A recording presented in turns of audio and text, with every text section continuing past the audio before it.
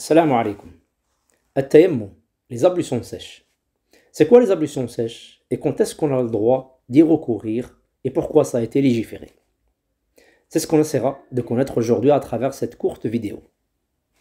Bismillah walhamdulillah wa salatu wa salam ala rasulillahi amma ba'd. At-tayammum est une purification qu'Allah subhanahu wa ta'ala nous a légiférée dans le cas où on ne peut pas utiliser l'eau. On ne peut pas réaliser les ablutions humides.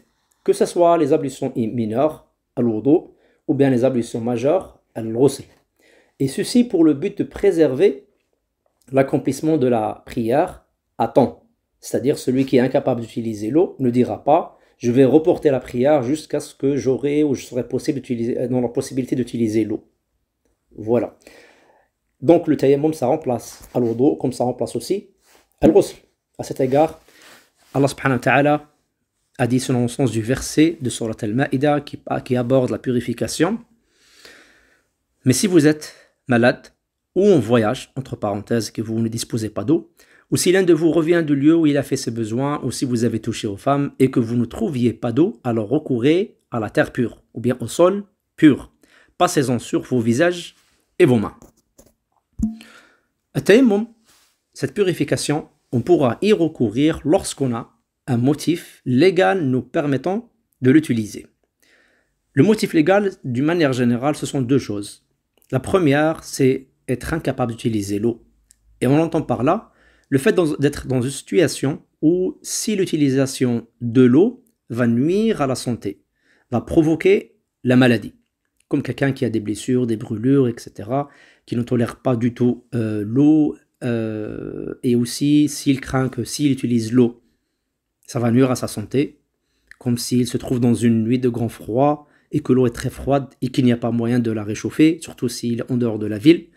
Si aussi il devrait faire le bain rituel al-ghusl, alors s'il le fait dans cette situation, vers l'aube, il risque certainement de tomber malade. Donc dans ce cas-là, il aura le droit de recourir au tayammum.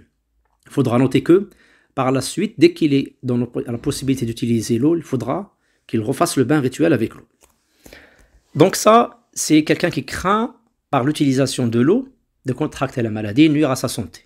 Ou bien aussi, s'il est déjà malade, il craint que s'il va utiliser l'eau, ceci va soit aggraver sa maladie, sa situation, soit retarder sa guérison.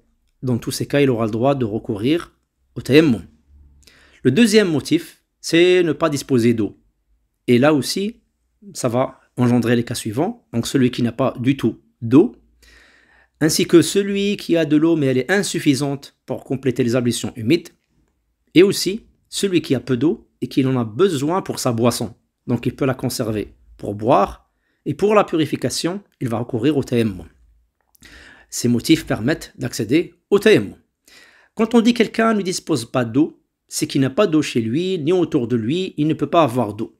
C'est-à-dire, si quelqu'un n'a pas d'eau chez lui, mais il peut la retrouver autour de lui, il peut l'acheter, c'est ce qu'il faudra qu'il fasse à titre d'obligation. Donc, il devient obligatoire de chercher de l'eau autour de soi, quitte à l'acheter. Voilà.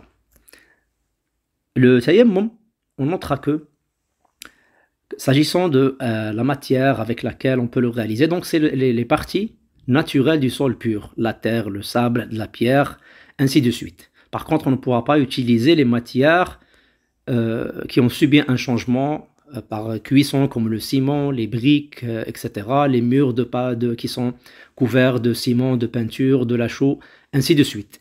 Il faut que ça soit une des parties naturelles du sol. Le moyen le plus facile à utiliser, ce que les gens utilisent, comme on le voit, c'est les pierres qu'on pourrait s'en procurer, les prendre, les mettre chez nous, etc. Même un malade à l'hôpital, il peut l'accompagner avec lui. Ça lui permettra de réaliser sa purification. Donc on ne pourra pas faire le tayammum contre un mur, sauf si c'est le mur d'autrefois, le mur construit de pierre. Car la pierre, c'est une partie naturelle du sol, contrairement aux éléments qui couvrent les murs aujourd'hui, le ciment, etc. Tout ça. Voilà. Et on notera aussi enfin que le tayammum, on devrait le faire pour chaque prière obligatoire. On doit le renouveler pour chaque prière obligatoire. Et aussi que le tayammum s'annule par les autres choses qui annulent les ablutions humides.